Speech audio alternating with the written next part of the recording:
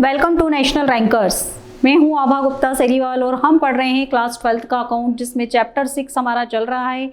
और चैप्टर 6 में हमने सैलरी के समापन से संबंधित जो थ्योरी पढ़ी है, उसमें सारे अकाउंट्स हम पढ़ चुके हैं कि कौन कौन से अकाउंट हमको बनाना है।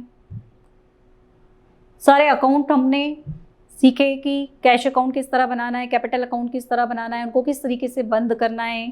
ये सारे तो हो गए अकाउंट। लेकिन जब आपसे जर्नल एंट्री करने को कहा जाए कि जर्नल एंट्री करिए, फर्म के समापन से संबंधित आप जर्नल एंट्रियां कीजिए।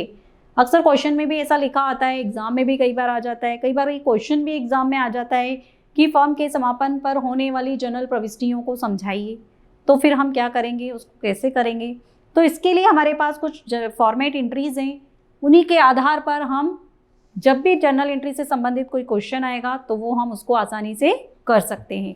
तो देखिए, आप सबसे पहले जर्नल एंट्री जब हम करेंगे तो कॉलम आपको पता है जर्नल एंट्री के, जो आपने 11th क्लास में सीखे, date, particular, LF, amount debit और अमाउंट क्रेडिट, ये कॉलम आपको प्रिपेयर करना है। इसके बाद सबसे पहली जो एंट्री होगी संपत्ति के खाते को बंद करने की। जितनी भी संपत्तियां हैं सबसे पहले उनको पुस्तकीय मूल्य पर हम वसूली खाते में ट्रांसफर करेंगे, तो उसकी एंट्री बनाएंगे हम। Realisation account DR to various assets account, ये हिंदी में भी दी गई है और इंग्लिश में भी एंट्री दी गई।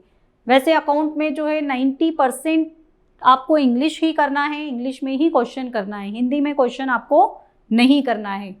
तो एंट्री हमारी बनेगी realisation account DR to various assets. Various assets मतलब जितनी भी असेट्स आपको चिट्ठे में दी गई हैं, से बैलेंस शीट में हमें दी जाती है, फर्नीचर, मशीनरी, बिल्डिंग, तो वो सब हमारी क्रेडिट हो जाएगी। Realisation account DR to building, to machinery, to debtors, to goodwill, to investment, जो भी दी गई हैं संपत्तियां वो सब इसमें आ जाएंगी। इसीलिए वेरियस यूज किया गया है। ठीक है, तो ये थी संपत्ति के खाते को बंद करने की एंट्री। अब संपत्ति के खाते को हमने ट्रांसफर कर दिया, उसके बाद बचे जो आउटसाइडर लायबिलिटी हैं उनको हमें ट्रांसफर करना है, उनका भी खाता बंद करना है। ध्यान रखना है आपको, आउटसाइडर लायबिलिटी मतलब पार्टनर्स के जो अलावा लायबिलिटी होती है वो, तो उसकी एंट्री जिसकी जस्ट अपोजिट हो जाएगी। देखिए, आपने असेट्स को अभी ऊपर वाली एंट्री में असेट्स जब ट्रांसफर की थी तो असेट्स को आपने क्रेडिट किया था, तो लायबिलिटी क्या होती है, जस्ट इसके अपोजिट हो जाती है। Various liabilities account DR to realisation account. Various liabilities में भी सन्ड्री डेटर्स हैं, बिल्स पेबल हैं, बैंक ओवरड्राफ्ट हैं, और भी कोई अदर लायबिलिटी हो सकती है, तो वो सब इसमें डेबिट हो जाएगी और टू रियलाइजेशन अकाउंट। इसके बाद संदिग्ध ऋण संचय खाते को बंद करने के लिए अगर कोई प्रोविजन फॉर डाउटफुल डेब्ट्स आपको दिया गया है, उसको अगर बंद करना है तो उसके लिए एंट्री होगी reserve for doubtful debts account DR to realisation account. Number 4 पर देखिए, संपत्तियों के विक्रय पर प्राप्त रकम। अब संपत्तियों को उनके पुस्तकीय मूल्य पर हमने डेबिट में ट्रांसफर कर दिया, दायित्वों को खाता भी बंद कर दिया, संदिग्ध ऋण संचय को भी हमने बंद कर दिया। तो अब बारी आती है संपत्तियों को बेचने की। तो संपत्तियों को बेचने से जो कैश आएगा उसके लिए हमें ये एंट्री बनानी है, cash account DR to realisation account. और इसका नरेशन हम लिख सकते हैं बीइंग असेट्स रियलाइज्ड, मतलब संपत्तियां वसूल हुई।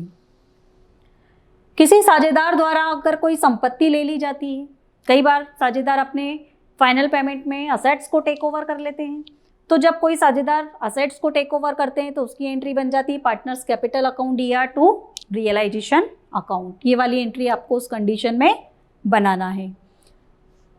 इसके बाद आ रहा है हमारा दायित्वों का भुगतान करने पर। संपत्तियों से सबसे पहले संपत्तियों से वसूल कर लिया जाता है, मतलब पहले कैश ले लिया जाता है, क्योंकि भाई पेमेंट करने के लिए कैश होना चाहिए। तो पहले क्या किया जाता है, संपत्तियों को बेचा जाता है, फिर जो कैश आता है उस कैश से आउटसाइडर लायबिलिटी का पेमेंट किया जाता है। तो उसके लिए एंट्री बनती है realisation account DR to cash oblique bank account. इसके बाद देखिए, आप किसी साझेदार द्वारा कोई दायित्व स्वीकार करने पर जिस तरह से असेट्स को पार्टनर टेक ओवर करते हैं, उसी तरह से लायबिलिटी के पेमेंट की जिम्मेदारी भी वो अपने ऊपर ले सकते हैं। तो ऐसी दशा में आपको एंट्री करना है realisation account DR to partners capital account. वसूली पर किए गए व्ययों के नगद भुगतान के लिए। वसूली की जो प्रक्रिया होती है, सारी प्रक्रिया में कुछ खर्चा होता है, ऐसे ही तो हो नहीं जाता। जब फर्म बनाते हैं तब भी कुछ खर्चे करना होते हैं, तो जब फर्म का समापन होता है उस वक्त भी कुछ पैसा खर्च करना होता है। तो जब वो खर्च करना होता है तो उसमें एंट्री होती है realisation account DR to cash oblique bank account. वसूली पर किए गए व्ययों का किसी साझेदार द्वारा भुगतान करने पर, अगर वसूली के खर्चे साझेदारों के द्वारा भुगतान किए जा रहे हैं तो फिर उसकी एंट्री हो जाएगी realisation account DR to partners capital account. जिस पार्टनर ने उसके जिम्मेदारी ली अपने ऊपर उसका नाम हम लिख देंगे। ये थी वसूली पर किए गए व्ययों का भुगतान, अगर किसी साझेदार ने लिया है अपने ऊपर तो। अब उसके आगे की जो एंट्रीज हैं वो हम हमारे इस वीडियो में पढ़ेंगे। 10वें नंबर पे है पुस्तकों में अप्रविष्ट किसी संपत्ति के विक्रय पर। कभी कभी पुस्तकों में कुछ संपत्तियां ऐसी होती हैं जो दर्शाई नहीं जाती हैं, लेकिन जब फर्म समाप्त हो रही है तो उसका निपटारा भी करना ही पड़ेगा हमें। तो उसके संबंध में कौन सी एंट्री बनेगी, ये देखिए आप, cash account DR to realisation account. उसको भी बेचना तो पड़ेगा, सेल तो करना पड़ेगा क्योंकि वो फर्म की संपत्ति है, तो फिर उसकी एंट्री वही बनेगी जो दर्शाई गई संपत्तियों की एंट्री है। पुस्तकों में इसी तरह से कोई अनरिकॉर्डेड दायित्व दिया गया है, ऐसा दायित्व जो पुस्तकों में नहीं दर्शाया गया है, तो उसकी एंट्री हम कैसे करेंगे। उसके लिए भी इसी तरह से आपको उसका पेमेंट करने की एंट्री, क्योंकि पेमेंट तो उसका करना पड़ेगा, भले ही वो हम बैलेंस शीट में शो करना भूल गए, लेकिन भुगतान तो लेनदार मांगेंगे ही, और जब उन्हें पता चलेगा कि फर्म का समापन हो रहा है तो वो पहले आकर खड़े हो जाएंगे। तो एंट्री बनेगी realisation account DR to cash oblique bank account. वसूली खाते की हानि का हस्तांतरण। अगर वसूली खाते में किसी तरह की कोई हानि होती है तो ये सभी पार्टनर्स को दे दी जाती है उनके लाभ विभाजन के अनुपात में। तो उस समय आपको एंट्री करना है all partners capital account DR to realisation account. Narration being loss on realisation transfer to all partners capital account. वसूली खाते के लाभ का स्थानांतरण। अगर मान लीजिए कि वसूली खाते पे लाभ हो गया तो हम इसकी अपोजिट एंट्री कर देंगे, रियलाइजेशन अकाउंट को डेबिट कर देंगे और पार्टनर्स कैपिटल अकाउंट को क्रेडिट कर देंगे। ये एंट्री हो जाएगी और नरेशन में लॉस की जगह प्रॉफिट आ जाएगा। ये तो रियलाइजेशन से संबंधित एंट्री हो गई। अब बैलेंस शीट में इसके अलावा भी कुछ आइटम ऐसे दिए हैं जो हमें क्लियर करना होते हैं, क्योंकि जब फर्म का समाप्त हो गया तो बैलेंस शीट की एक एक आइटम जो है वो सब आपको क्लियर करनी है, सबका हिसाब उसमें करना है। तो सामान्य संचय के स्थानांतरण के लिए, ट्रांसफर करने के लिए एंट्री होगी general reserve account DR to all partners capital account. जितने भी पार्टनर हैं उनको इस जनरल रिजर्व की अमाउंट डिस्ट्रीब्यूट कर दी जाएगी उनके प्रॉफिट शेयरिंग रेशो में। इसके बाद अवितरित लाभ के हस्तांतरण के लिए, अगर चिट्ठे में दायित्व पक्ष की ओर किसी तरह का कोई अवितरित लाभ दिया गया है तो उस लाभ को भी सभी साझेदारों में बांट दिया जाएगा profit and loss account DR to all partners capital account.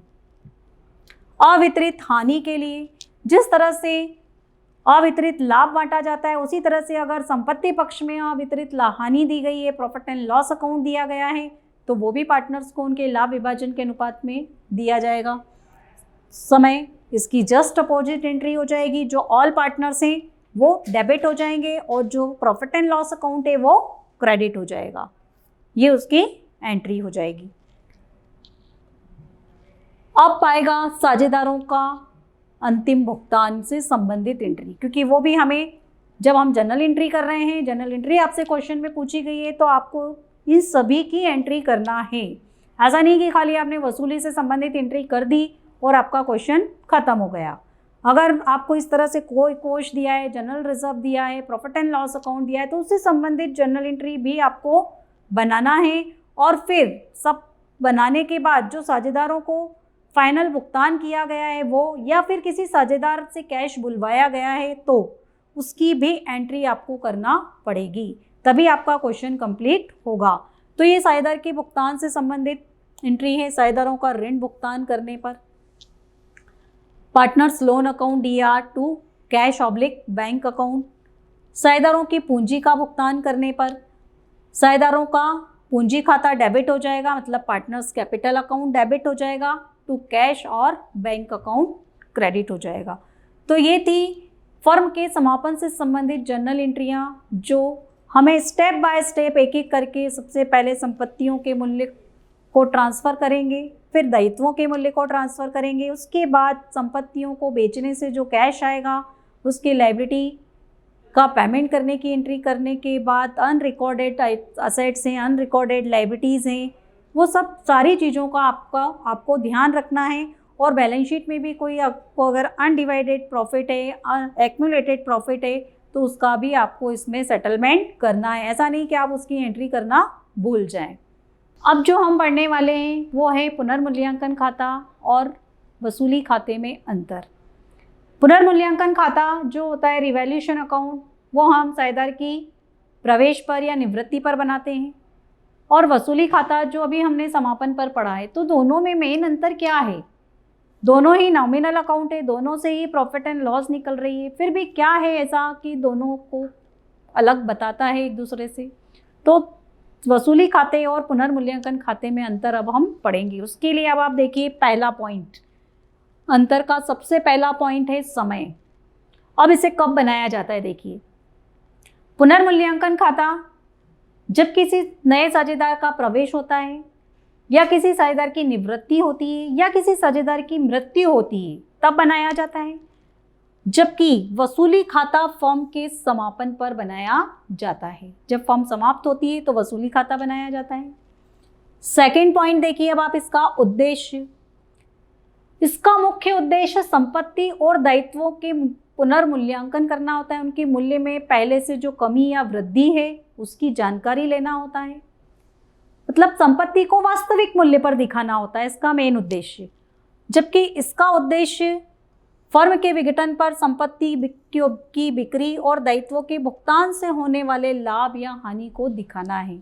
ये क्या शो करता है कि संपत्तियों को बेचने से कितनी राशि आई और फिर दायित्वों का भुगतान करने के बाद फर्म को लाभ हो रहा है या हानि हो रही है, इस बात को ये शो करता है। इसके बाद प्रभाव। पुनर्मूल्यांकन खाता बनाने से क्या होता है? फर्म का व्यवसाय चालू रहता है, फर्म का व्यवसाय बंद नहीं होता है।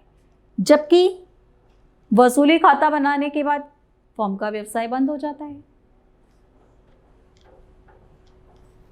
अगला पॉइंट देखिए व्यय।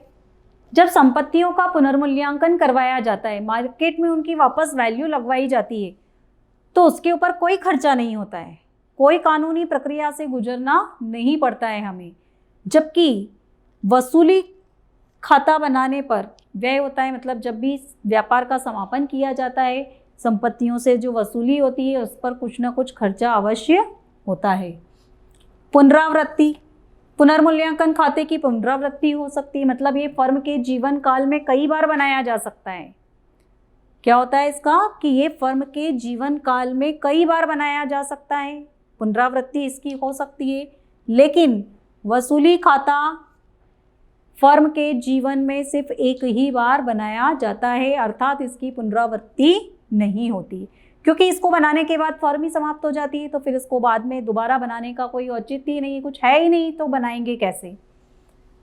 लेखा। इस खाते में संपत्ति और दायित्वों के मूल्य में होने वाली कमी या वृद्धि को लिखा जाता है। जब भी अपन ने रिवैल्यूएशन अकाउंट बनाया था तो असेट्स की प्राइस इंक्रीज हो रही है तो क्रेडिट साइड में लिख दिया था, डिक्रीज हो रही है तो डेबिट साइड में लिख दिया था। मतलब संपत्ति में जो भी कमी या वृद्धि होती है उसके लिए ये बनाया जाता है। जबकि वसूली खाते में संपत्ति और दायित्वों के पुस्तकीय मूल्य और बाजार मूल्य का लेखा किया जाता है कि उनकी पुस्तक में कितना मूल्य दिया गया था और फिर उनको बेचने से कितना रुपया प्राप्त हुआ, ये वसूली खाते में लिखा जाता है। इसके बाद 7 नंबर का पॉइंट देखिए आप, संपत्तियों तथा दायित्वों का मूल्य जिसका लेखा होना है। इसमें केवल संपत्ति और दायित्वों का केवल पुस्तकीय मूल्य तथा संशोधित मूल्य के अंतर का लेखा किया जाता है। अर्थात जैसे कि मान लीजिए कि बैलेंस शीट में आपको फर्नीचर का मूल्य 5,000 दिया है और समायोजन में उसने कहा है कि फर्नीचर का मूल्य 4500 रुपये हो गया है। तो जो अंतर है दोनों का 500 रुपये, उसका लेखा रिवैल्यूएशन अकाउंट में पुनर्मूल्यांकन खाते में किया जाएगा। इसमें संपत्ति और दायित्वों के पुस्तकीय मूल्य, संपत्तियों के विक्रय मूल्य, दायित्वों को वास्तविक भुगतान की गई राशि का लेखा किया जाता है, जबकि इसमें अंतर की राशि नहीं लिखी जाती है। इसमें क्या किया जाता है, जो संपत्तियों से कैश आया वो और वास्तव में दायित्वों का कितना भुगतान किया गया, ये इसमें लिखा जाता है। इसके बाद शेष विभाजन। नए साझेदार के प्रवेश के समय इस खाते का शेष पुराने साझेदारों में पुराने अनुपात में बांटा जाता है। जो ओल्ड पार्टनर है उन्हीं को दिया जाता है। इसका जो भी शेष मतलब लाभ है तो वो भी पुराने साझेदारों को दी जाएगी, हानि है तो वो भी पुराने साझेदारों को दी जाएगी। जबकि इस खाते का शेष सदैव सभी साझेदारों में लाभ विभाजन के अनुपात में बांटा जाता है। इसका जो भी लाभ या हानि होता है सभी साझेदारों को उनके लाभ विभाजन के अनुपात में बांट दिया जाता है। तो ये था अंतर पुनर्मूल्यांकन खाता और वसूली खाते में। ये क्वेश्चन एग्जाम की दृष्टि से काफ़ी IMP है, कई बार एग्जाम में ये क्वेश्चन पूछा गया है। तो आप इस क्वेश्चन को ज़रूर ध्यान में रखें, इसको अच्छे से याद करें। Thank you.